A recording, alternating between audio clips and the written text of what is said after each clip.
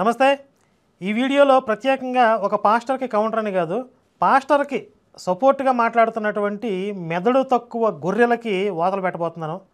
చెడిన ముండకి చంద్రతారా బలం అన్నట్లుగా చెడిపోయిన పాస్టర్లకి ఈ సన్నాసులు మలప సన్యాసికి మాచికమ్మకు జత అన్నట్లుగా చేరారు. సాధారణంగా నేను కొన్ని కామెంట్లు చూస్తూ ఉంటాను వీడియోల్లో. అయితే మొన్న ఈ సాలేరాజు ప్రేక్షకులు ఒక మంచి బిరుదిచ్చారు వాడికి, సైతాన్ రాజు అని చెప్పి. ఈ సైతాన్ రాజు గురించి ఒక బాధితులు భార్యాభర్త మనతో మాట్లాడారు. ఆడియో మీరు అందరూ వినే ఉంటారు. వినకపోతే కనుక ఇప్పుడైనా వినండి. ఆ లింకు డిస్క్రిప్షన్లో ఇస్తున్నాను. అలాగే ఎండ్ స్క్రీన్లో కూడా ఆ వీడియో లింక్ ఇవ్వడం జరుగుతుంది. ఖచ్చితంగా ఆడియో వినండి. ఈ కాల్ రికార్డుకు వచ్చినప్పుడు కామెంట్స్ చూస్తే 100లో ఉన్నాయి. దాదాపుగా అందరూ వాడిని తిట్టిపోశారు. మరీ ఇంత దరిద్రుడా, ఎంత నీచుడా వీడు, ఇంతలా జనాల్ని పీక్కు తినే రాబొందా అని చెప్పి తిట్టిపోశారు. ఇంకొక విషయం ఏంటంటే, మన వీడియోని కేవలం హిందువులే కాదు క్రైస్తవులు కూడా చాలామంది చూస్తారు. మరి ఒక 60-70 వేల మంది వీడియో చూశారు అని అంటే అందులో కనీసం సగం మంది, ఒక 30,000 మంది అన్న క్రైస్తవులు చూస్తారు. కానీ క్రైస్తవుల కామెంట్స్ చాలా తక్కువ ఉన్నాయి. వేల మీద లెక్క పెట్టి 5-10 ఉన్నాయి అంతే. అంటే వాళ్ళందరూ కుక్కిని పేనుల్లాగా, దొంగ గుట్టిన తేలిలాగా గమ్మున ఉన్నారు. ఎందుకు? అక్కడ వాళ్ళు సమర్థించుకోవడానికి, వాడి తరపున మాట్లాడడానికి ఏం మిగలలేదు. ఆ ఆడియోలో బాధితులు చాలా స్పష్టంగా వాడి లోపల మేనేజ్మెంట్ ఎలా ఉంటుంది, అక్కడ జరిగేటటువంటి కుతంత్రాలు ఏంటి, అంటే ఆ డెన్, ఒక విలన్ డెన్లోకి వెళ్తే ఎలా ఉంటుంది, ఆ సిస్టమ్ ఎలా ఉంటుందో కళ్ళతో చూసినట్లుగా వాళ్ళు వివరించడం జరిగింది. ఇది కేవలం బయట నుండి ఎవరో వ్యక్తులు కల్పించి చెప్పడం అనేది అసాధ్యం, ఇంపాసిబుల్. అయితే ఈ నిజాల్ని జీర్ణించుకోవాలని కొంతమంది సన్నాసులు కావచ్చు, లేకపోతే వాడి దగ్గర ఇంగిలి మెతుకులకు అలవాటు పడినటువంటి గ్రామసింహాలు కావచ్చు, కొన్ని చాలా తక్కువ, ఒక 5-10 కామెంట్లు నేను చూశాను. ఆ కామెంట్ల గురించి ఈరోజు మాట్లాడదామని చెప్పి ఈ వీడియో చేయడం జరుగుతుంది. ముందుగా కామెంట్స్ ఏంటనేవి చూద్దాం. ఈడెవడు యేసుబాబు అంట, యేసుబాబు 4691. రే మీరు ఎన్ని చెప్పినా షలేం, ఇది చూడండి, షలేం అన్న గురించి అందరికీ తెలుసు. ఇవన్నీ తప్పుడు ప్రచారాలు. ఎవడు నమ్మాడు, ఎవడు నమ్మడు అని రాయడానికి బదులుడు ఎవడు నమ్మాడు అని రాశాడు. ఈ షలేం అనేవాడి గురించి అందరికీ తెలుసు అంట. తెలిసిందిగా, మరి నేను చెప్పేది కూడా అదే, అందరికీ తెలుస్తుందనే కదా. ఎవడో నమ్మకపోతే నీ కింద సెగ్గెట్లు పగిలినట్టుగా నువ్వు పరిగెత్తుకొచ్చి ఇక్కడ కామెంట్ పెట్టాల్సిన అవసరం లేదురా గొట్టంగా. తర్వాత డాక్టర్ అంటే ఎవడు, డాక్టర్ డి రత్నకుమార్. మీ అందరి కోసం ప్రార్థిస్తున్నాను. ప్రతి క్రైస్తవుడు ప్రార్థిస్తూ ఉంటారు. శాలేం, వాడు రకరకాల పేర్లు పెడుతున్నారు అడిగి. శాలేం అంటాడు. శాలేం గారి కొరకు ఎన్ని చెప్పినా సెలెం గారు ఒక సైన్యం, అర్థమైందా? చూస్తూ ఉండండి. భారతదేశం యేసుకే సొంతం. నాకు అందుకే బూతులు వచ్చేది. వీళ్ళు ఏం చేస్తారంటే, నేను సాత్వికంగా మాట్లాడదామని ప్రిపేర్ అయ్యి వచ్చినా కూడా నేను రెచ్చగొట్టి మరి వీళ్ళకి కావాల్సిన 4 అక్షంతలు వేయించుకుని వెళ్తారనమాట. భారతదేశం కాదురా, యేసు పుట్టినటువంటి ఇజ్రాయేల్ దేశంలోనే ఆయనకి దిక్కు లేదు. ఆయన జాతి యూదులే. యేసు దేవుడు అంటే ముడ్డి మీద దంతారు. ముందు ప్రపంచం చరిత్ర చదువుకు సావంటారు సన్నాసులారా. భారతదేశం మొత్తం అంతా సొంతమా? మహాభారతంలో ఒక డైలాగ్ ఉంటుంది, ఒక గ్రామం కాదు కదా, ఒక సూది మొన మోపినంత ప్రదేశం కూడా వాళ్ళకి ఇవ్వనని చెప్పి, ఇది నెగిటివ్ క్యారెక్టర్ చెప్తాడు, దుర్యోధనుడు చెప్తాడు. కానీ అదే డైలాగ్ ఈరోజు మేము చెప్తున్నాం అనమాట. భారతదేశం కాదు, భారతదేశంలో సూది మొన మోపినంత స్థలం కూడా మీకు చెందదో, మీ పీసుకు కూడా చెందదో, మీ పీసు మతానికి కూడా చెందదో. ఇది హిందూ దేశం, సంపూర్ణ హిందూ దేశం ఇది. సరే, మీ సలేంగాడి గురించి ఎలా, ఏ విధంగా వాడికి కిచిడి చేయాలో ఆ విధంగా పగిలిద్ది. ఇది కొంచెం స్పెషల్ కామెంట్, అందుకని దీన్ని కూడా తీశాను. మాది చిలకలూరుపేట, పేరు యూజర్ అని ఉంది. షలేం రాజు పచ్చి తాగుబోతు అన్నది నిజం. చిలకలూరుపేటలో చాలామందికి తెలుసు. ఇది ఆ నేటివ్గా ఉండే ఒక పర్సన్ చెప్తున్నాడని చెప్పి స్క్రీన్ షాట్ తీసాం. ఆడు తాగుబోతాడనే విషయం అందరికీ తెలుసు చిలకలూరుపేటలో. ఇది ప్రత్యేకంగా ఎవరు చెప్పక్కర్లేదండి. ఇప్పుడు వాడు మాట్లాడిన వీడియోల్లోనే చాలా ఇన్ఫర్మేషన్ ఇచ్చాడు. దాన్ని మనం కొంచెం డీకోడ్ చేసుకుని వాస్తవం ఇది అని చెప్పి వెలికి తీసాం అంతే. వాడు ఏం చెప్పాడు, మేము 6 శాల్తీలు మా కుటుంబంలో అన్నాడు. వీడి భార్య, వీళ్ళ అన్న, వదిన, వీళ్ళమ్మ, నాన్న, మొత్తం 6 పనిచేసే వ్యక్తులు ఉన్నారు. వీళ్ళెవరో కూడా అనారోగ్యం పాలవ్వలేదు. అంటే పెద్ద మొత్తంలో ఖర్చు పెట్టి చికిత్స చేసుకోవలసిన అవసరం కానీ అలా జరిగిందని కానీ వీళ్ళు చెప్పలేదు. కానీ తినటానికి తిండి లేక ఊళ్ళు పట్టుకుని తిరిగాము, అప్పులు పాలైపోయాము, మా ఇంట్లో తగాదాలు అయ్యాయి, రోజు తన్నుకు చచ్చేవాళ్ళం అన్నాడు. ఇప్పుడు మన ఆడియోలో మాట్లాడినటువంటి ఆ సోదరు చెప్పినట్లుగా వీడు పచ్చి తాగుబోతూ, దొంగ, మోటార్లు దొబ్బేయటం, మైక్ సెట్లు దొబ్బేయటం, ఇలాంటివి గలీజు పనులు చేయకపోతే ఇంట్లో 6 పనిచేసే వ్యక్తులు ఉన్నప్పుడు తిండికి గడవదండి. మంచి బట్టలు కట్టుకోవడానికి కానీ, ఒక మంచి ఇంట్లో నివాసం ఉండి ఆ రెంట్ కట్టుకోవడానికి అవకాశం ఉండదా? రోజుకి తక్కువలో తక్కువ 6 పని చేస్తే రోజుకి 500 చొప్పున వేసుకున్నా 3000 రూపాయలు వస్తాయి. నెలకు 1,00,000 రూపాయల సంపాదన వస్తుంది. మరి వీడు అప్పుల పాలు ఎందుకు అయ్యాడండి? వీడు తినడానికి తిండి లేకుండా ఎందుకు పోయింది? వీడు ఊళ్ళు పట్టుకుని తిరగాల్సిన అవసరం ఎందుకు వచ్చింది? అంటే ఆ ఊళ్ళో అప్పులు చేసి లేకపోతే దొంగతనాలు చేసి జనాలు వీడిని తరిమేస్తుంటే, వీడికి రూపాయి అప్పు పుట్టకపోతుంటే, వీడు పని చేయడం చేతగాక సోమరపోతులాగా బలాదూరు తిరుగుతుంటే వీడు తినటానికి తిండి లేక ఊళ్ళు పట్టుకుని తిరిగాడు. చర్చిల్లో ఫ్రీగా తిని పెడుతున్నారని చర్చిల్లో చేరాడు. అక్కడ వ్యవస్థ చూశాడు. ఓహో, ఇలా విశ్వాసులు వచ్చి కానుకలు 10% ఇస్తారన్నమాట, ఇప్పుడు నేను కూడా పాస్టర్ అయితే అని అనుకున్నాడు వీడు. ఎం ధర్మరాజు ఎంఏ సినిమాలో మోహన్ బాబు అవుతాడు చూడండి. మెల్లమెల్లగా వీడు ఏ చర్చికి అయితే వెళ్ళాడో ఆ చర్చిలో విశ్వాసం 4-5 కూడగట్టి ఒక చిన్న సంఘం పెట్టాడు. పైగా పాస్టర్ అవడానికి ఎలాంటి క్వాలిఫికేషన్ అవసరం లేదు. నాకు రాత్రి యేసు కనపడ్డాడని చెప్తాడు. దానికి ఆధారాలు అవసరం లేదు, ఎవడు అడగం కూడా అడగడం. అంటే నేను ఈ సాతాన్ రాజు గారి గురించి ఒక్కడి గురించే చెప్పట్లేదు. మొత్తం ఓవరాల్గా మీరు 2000 సంవత్సరాల నుంచి చూసినా, మొత్తం భారతదేశ వ్యాప్తంగా చూసినా ప్రతి సన్యాసికి దాదాపుకి ఇదే చరిత్ర, ప్రతి పాస్టర్కి ఇంచుమించుగా 99.9%. కాబట్టి వీడు అన్ని విధాలుగా పతనమైపోయిన తర్వాత ఇక నాకు బతకడానికి వేరే దారి లేదు అన్న తర్వాత అప్పుడు పాస్టర్ అవతారం ఎత్తాడు. ఆ తర్వాత వీళ్ళ ఇంట్లో వాళ్ళు కూడా ఎలా నమ్మారంట? వాడు చెప్పిందే, డబ్బులు బాగా వస్తున్నాయి, డబ్బులు ఇంకా ఇంకా వస్తుంటే అప్పుడు నమ్మారు మా వాళ్ళు అన్నాడు. మొత్తం డబ్బులు చుట్టూని తిప్పాడు వీడు మత మార్పిడి వ్యాపారం అంతా కూడా. ఇది స్వయంగా వాడి నోటితో వాడు చెప్పుకున్న విషయాలరా. ఇందులో ఎవరు నమ్మర్రా.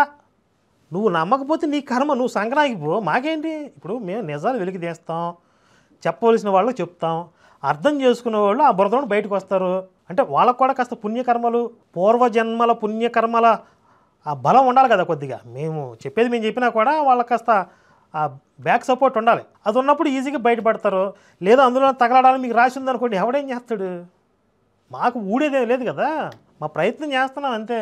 తర్వాత కుమార్ ఈ కరుణాకర్, లలిత్ కుమార్ మరియు లేటు వయసులో అమ్మాయిలతో 100 మంది పిల్లల్ని కనాలని కోరికలు గల వీళ్ళ గురువు డిచ్కీ దాసులను నమ్మి మోసపోవద్దు. వీరు సృష్టించే కల్పిత వీడియోస్కి ఆధారాలు ఏమీ ఉండవు. అవన్నీ మిమిక్రీ వీడియోస్ మాత్రమే. మతపరమైన ద్వేషం పెంచడమే వీరి పని. అబాబాబాబాబా. సాంప్రదాయిని సుప్పిని శుద్ధ పూసని అట్లా అనిపిస్తుంది. అసలు మత విద్వేషాలు పెంచిందే బైబిల్ దేవుడు. అసలు ఈ గొర్రెలు మత విద్వేషాలు అనే పదం వాడుతుంటే ఇక మరి సన్నీ లియోన్ పాతివ్రత్యం గురించి చెప్పినట్టుగా ఉంటుంది నాకు. మా వీడియోస్కి ఆధారాలు ఉండవా? ఏ వీడియోకి ఆధారం లేకుండా నేను ఒక్క వీడియో అయినా, ఇన్ని 100 వీడియోస్ ఉన్నాయి, ఒక పాస్టర్ అయినా వచ్చి పలానా సందర్భంలో కరుణాకర్ తప్పు చెప్పాడు, పలానా వీడియో కల్పించి చెప్పాడు, ఒక్కడన్నా రుజువు చేశాడు ఎంతవరకు? ఒక్కసారి ప్రయత్నం చేశారు. అంటే మిగిలిన వీడియోల్లో కూడా చాలాసార్లు ప్రయత్నం చేసినారు, కనీసం వాళ్ళకి ఎక్కడ స్పేస్ దొరకలేదు. కానీ గుంటూరులో సైదయ్య సునీత అని చెప్పి భార్యాభర్తలు మన వీడియోస్ చూసి గర్వాప్సి అయితే వాళ్ళంతా చెప్పిందంత అబద్ధం అని చెప్పి వాళ్ళని తప్పుడుగా చిత్రీకరించడానికి ఈ అరగుండుగడు కొంతమంది మాఫియా కలిసి వాళ్ళ ఫ్యామిలీని కలిసి, అంటే ఈ సునీత వాళ్ళ తల్లిదండ్రులను కలిసి వాళ్ళతో అబద్ధాలు చెప్పించారు. అసలు మా అమ్మాయి కాలేజీకి వెళ్ళలేదు, మా అమ్మాయి అసలు చదువుకోలేదని చెప్పి ఆమె తల్లిదండ్రులతో అబద్ధాలు చెప్పించారు. తర్వాత నేను మళ్ళీ వెళ్ళి ఆ సైదయ్య సునీతను కూర్చోబెట్టి అసలు వివరాలు ఏంటి చెప్పండి అంటే ఆమె చదువుకున్న సర్టిఫికెట్లు, కాలేజీకి వెళ్ళిన వివరాలు అన్నీ తీసి చూపించారు ఆవిడ. అంటే వీళ్ళు ఎంతగా దిగజారుతారనే ప్రత్యక్ష రుజువులు అవన్నీ కూడా. ఇలా ప్రతి సందర్భంలో వీళ్ళ బండారం బయట పెడుతున్నా కూడా మొండికెత్తిందాన్ని మొగుడేం చేస్తాడు అన్నట్లుగా వీళ్ళు సిగ్గు, మానం, మర్యాద అన్నీ వదిలేసి తిరుగుతున్నారనమాట. మళ్ళీ వీళ్ళు చెప్పేదానికి ఆధారాలు లేవు నన్ను అంటారు. నేను మొత్తం శివశక్తిని మూసేస్తానని చెప్పాను. నేను ఎప్పుడైనా తప్పుడు ప్రచారాలు చేస్తున్నాను, అసత్య ప్రచారాలు చేస్తున్నాను, లేనిది ఉన్నట్లు కల్పిస్తున్నాను, రుజువు చేయండి, వచ్చి ఈ ఆఫీస్ మొత్తం మీకే రాసిస్తా అని చెప్పాను. ఒక్కడు రాడు. అదే కథ చెప్పినట్లుగా పిల్లి మేళలో గంట గడితే మన సమస్య పరిష్కారం అవుతుందని ఎలకలన్నీ కలిసి తీర్మానం చేసుకున్నాయంట. అయితే సమస్య ఏమైందంటే పిల్లి మేళలో గంట ఎవరు కడతారు, అది సమస్య. ఇప్పుడు కరుణాకర్ గారు నోరు మూయిస్తే సమస్య పరిష్కారం అయిపోయింది అనుకుంటున్నారు పాస్టర్లు అందరూ. నోరు ఎవడు మూయిస్తాడు, అది సమస్య. అప్పుడు రావాలి కదా ఎవడన్నా. మన జానబాబు కూడా కాల్లో ఏమంటున్నాడు, కరుణాకర్ నువ్వు పాస్టర్లో వచ్చి డిబేట్ పిలుస్తూ నువ్వు రావట్లేదు అంటగా అన్నాడు. ఎవడు అడిగాడు అలాగా? నేను ఎదురు చూస్తున్నాను. సరే ఇప్పుడు దాకా నేను స్పందించలేదు అనుకుందాం, పోనీ నీ ద్వారా ఎవడన్నా వస్తే, ఇదో జాన్ బాబు కరుణాకర్తో నాకు డిబేట్ పెట్టించని చెప్పి ఏ పాస్టర్ని వస్తే నువ్వు తీసుకురామని చెప్పాను. ఇప్పుడు వరకు ఆయన ఫోన్ చేయలేదు. అంటే పిల్లి మెల్లో గంట కట్టడానికి ఎలుగులని వచ్చబోసి వస్తున్నాయి ఇక్కడ. ఇక్కడ ఒక కామెంట్ చూడండి, కొంచెం ఇంట్రెస్టింగ్గా.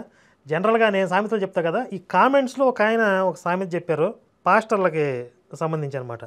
పతివ్రత ఇంట్లో పాన్ దూరితే దూలం మీద నుంచి ఒకడు దూకి కొట్టాడంట. ప్రతి పాస్టరు ఇంతే, ఈ పాస్టర్ని నమ్ముకో, ఉన్నది అమ్ముకో. అర్థమైందా మీ సామెత? మినిమం డిగ్రీ ఉండాలి. పతివ్రత ఇంట్లో పాన్ దూరిందంట, దూలం మీద ఉన్నాడు దూకి కొట్టాడంట. పతివ్రత ఇంట్లో దూలం మీద ఒకడు ఎందుకుంటాడు అంటే అది సాంప్రదాయిని వేసుకోవడం. మళ్ళీ ప్రతి పాస్టర్ ఇంతే. అబ్బా నాకు పిచ్చగా నచ్చింది ఈ సామెత. నేను ఎట్లా మిస్ అయ్యాను, నాకు దొరకలేదు అనుకున్నాను నేను. మర్చిపోయాను, పేరు చెప్పడం మర్చిపోయి కదా. వసిలి వేణుగోపాల్. అది నెక్స్ట్ వెళ్దాం. ఈడెవడో కరుణాకర్ మీ అక్కతో కూడా ఏకాంతముగా XXXX అంటగా. ఈడెవడో యూజర్ ఏదో అనాథ సేవలాగా పెట్టుకున్నాడు. సరే ఏంట్రా, కరుణాకర్ మీ అక్కతో కూడా ఏకాంతముగా. నాకు అక్కలు లేరు కానీ నీకుంటే కనుక మీ అక్కను పంపించరా నా దగ్గరికి. గదిలో శాలేమరాజు గడికి పంపి, శాలేమరాజు గడి దగ్గరికి పంపించి, పాస్టర్ గారు మా అక్కతో, అదే మా అక్కకి ఏకాంత ప్రార్థనలు చేయండి 3-4 గంటలు. మళ్ళీ గ్యాప్ ఇవ్వమాక. 3-4 గంటలు అంటే మరి అదే థాయ్ మసాజ్ అనుకుంటారు. 3-4 గంటలు ఏకాంత ప్రార్థన చేయండి, వెంటనే కలిపి చెప్పేసి మీ అక్కను పంపి శాలేమరాజు గడి దగ్గరికి. మరి అందులో తప్పే లేకపోతే నువ్వు పంపిరా. ఇప్పుడు శాలేమరాజు గారు అమ్మాయిల్ని లోపలికి తీసుకెళ్ళి 3-4 గంటలు ఏకాంత ప్రార్థనలు చేయడం తప్పు కాదు అనేవాళ్ళందరూ మీ ఇంట్లో ఆడపిల్లలను వాడి దగ్గరికి పంపిస్తారా 3-4 గంటల లోపలికే? వాళ్ళు లోపలికి తీసుకెళ్ళిన తర్వాత ఏసు రక్తం అని, ఏసు రసం అని చెప్పి ఏ కూల్ డ్రింక్లో ఇస్తాడు. అందులో ఏదో మొత్తం మంది ఉంటుంది, అమ్మాయి తాగి పడిపోద్ది. ఈలోపు ఏదో జరిగిద్ది, తర్వాత బయటకు వచ్చి చెప్పుకోలేదు. ఏం చేయాలి అప్పుడు? పోనీ ఇవన్నీ నిజాలు కాదు, మొన్న కరుణాకర్తో మాట్లాడిన ఆ కాల్లో వాళ్ళు చెప్పిందంత అబద్ధం అని చెప్పి శాలేమరాజు కూడా బయటకు వచ్చి చెప్పగలరా నేను ఇట్లా చేయలేదని చెప్పి? పోనీ శాలేమరాజు కూడా ఆ బానిసలు కొంతమంది టీం ఉంటారు కదా, వాళ్ళు ఎవరన్నా మా శాలేమరాజు అలాంటి వాడు కదని దమ్ముంటే ధైర్యంగా బయటకు వచ్చి చెప్పమానండి, నేను రుజువు చేస్తాను వాళ్ళు చెప్పినవన్నీ నిజాలని చెప్పి. కొన్ని కామెంట్లు కూడా చూశాను, తల్లి చనిపోతే ఎవరైనా నవ్వుతారా వీళ్ళు చెప్పేది అబద్ధం అని. ఒరే సన్నాసి, ఆవిడ తల్లి చనిపోయి 5 సంవత్సరాలు అవుతుంది, ఆవిడే చెప్పింది. అది మొత్తం వినాలి కదా నువ్వు. 5 సంవత్సరాల క్రితం జరిగిన విషయాలు ఇప్పుడు బయటకు వచ్చి చెప్తున్నారు వాళ్ళు. ఇప్పుడు కూడా మాకేమైనా థ్రెట్ ఉంటుందేమో అని చెప్పి మా పేర్లు హైడ్ చేయమన్నారు. పోనీ ఇదంతా కాదురా, మొత్తం ఈ ఫాలోవర్స్కి, మన వీడియోస్ చూస్తున్నటువంటి క్రైస్తవ ఫాలోవర్స్ అందరికీ కూడా ఈ సందర్భంగా ఒక మంచి ఛాలెంజ్ చేస్తున్నా. ఏంటంటే ఇదంతా అబద్ధం, ఈ ఎట్లా నమ్ముతాం, ఇలా కామెంట్లు పెట్టడం కాదు.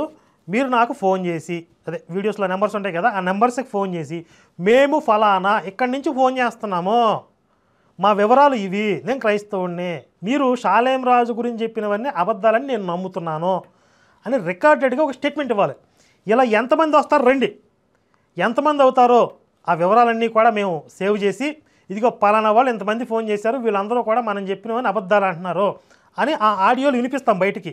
వినిపించిన తర్వాత ఆ బాధితులు చెప్పినవన్నీ నిజాలు అనడానికి సాక్ష్యాలు మేము తీసుకొస్తాం. వాళ్ళ అమ్మకి క్యాన్సర్ ట్రీట్మెంట్ జరిగిందా లేదా, శాలేమరాజు గారు చర్చికి తీసుకెళ్లారా లేదా, వాళ్ళ అమ్మని దహనం చేస్తే శాలేమరాజు గారు వాళ్ళ ఇంటికి వచ్చి ఆ ఖననం చేయడానికి ఆ మట్టిలో పూడ్చిపెట్టే కార్యక్రమాలు చేసిన తర్వాత వాళ్ళ దగ్గర డబ్బులు తీసుకెళ్ళాడా లేదా, అప్పట్లో వీడు అలా తిరిగేవాడా కాదా, వాళ్ళ అమ్మకి చంద్రన్న బీమా వస్తే అందులో 10% దొబ్బేశాడా లేదా, వీటన్నిటికీ ఆధారాలు మేము సమర్పిస్తాం. ఇలా మేము రుజువు చేయలేకపోతే ఇంతకుముందు చెప్పినట్టుగా మీ ఇష్టం, ఇక శివశక్తిని మూసేయాలంటారా, మేము క్షమాపణ చెప్పాలంటారా, ముక్కు నేలకు రాయాలంటారా, మీరు ఏ కండిషన్ పెడతారో పెట్టండి.